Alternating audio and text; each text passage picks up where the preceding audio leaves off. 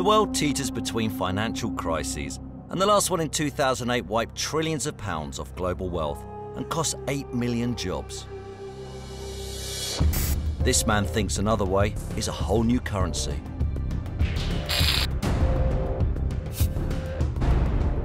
Bitcoin's being used by people all over the world. It's being used a lot for internet-based trade today. You can go to cafes and shops and spend Bitcoin if you live in a major city. For example, most major cities have this by now. And if I wanted Bitcoin, how do I get it? How do I earn it? Well, there are lots of ways. I mean, you can actually earn it. There are people who do earn their salary in Bitcoin, even though it's still very new. These days, you can also find Bitcoin ATMs. For example, in the city where I live, there's a small cafe, and there's one in the corner, where people feed in banknotes in their local currency, and Bitcoin's then sent to their mobile phone. What's the advantage of Bitcoin? With Bitcoin, there are no banks or other middlemen, right? The whole idea of Bitcoin is that people are directly transacting with each other, person to person, with no middlemen in the middle to charge big fees, tell you what you can and cannot do, and so on. In the worst cases where people are sending money to Africa, for example, you can be losing 10, 20% of the money you send on fees. One of the ways you pay people is you take your phone and point the camera at a square barcode, right, a QR code, and then that allows you to send money to them. So what we've seen are people at rallies just holding up a QR code saying, you know, send money to this Bitcoin address, and people have done so through the television from the other side of the world. What do the governments think of Bitcoin? Well, governments are huge organizations. Secretly, they love banks because through banks they can control people and implement social policy very easily.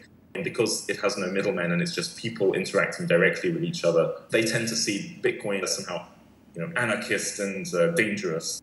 Come on, let's use our imaginations. What would you love to see the Bitcoin do in the future?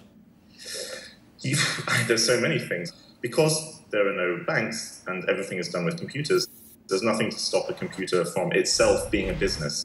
Let's take an example like self-driving cars. It doesn't seem unimaginable now that we will have cars driving around, picking people up, dropping them off, and then driving themselves to the car parking space until someone else needs a lift, right? So you'll just speak to your phone and say, I need to go into the city, and a few minutes later, an automated taxi will roll up outside. Now, if you extrapolate current trends and current technologies, perhaps that taxi is owned by a taxi company or perhaps a local government. But with Bitcoin, you can have a situation which is perhaps better, which is a taxi actually owns itself. There are no rent-seeking capitalists to pay huge bonuses to, so it can be very cheap. Every car today is literally a computer surrounded by a giant chunk of metal. And this computer can be programmed to communicate with the Bitcoin network on the internet, hold a Bitcoin wallet in that engine. The car can choose to pay a mechanic, for example, a human mechanic, to repair it. And therefore, it is almost the first form of artificial life worthy of the name. If Bitcoin takes over, what's going to happen to Britain? Well, I would hope that Britain would become a slightly more balanced and equal society. One of the problems with the financial system that motivates people to work on Bitcoin is this way it concentrates power and wealth in the hands of a tiny minority of people. And if we replace our current financial system with a new one, built on totally different ideas and technologies that is designed to avoid middlemen as much as possible, we can end up with a fairer and more balanced society. I bet the middlemen love you.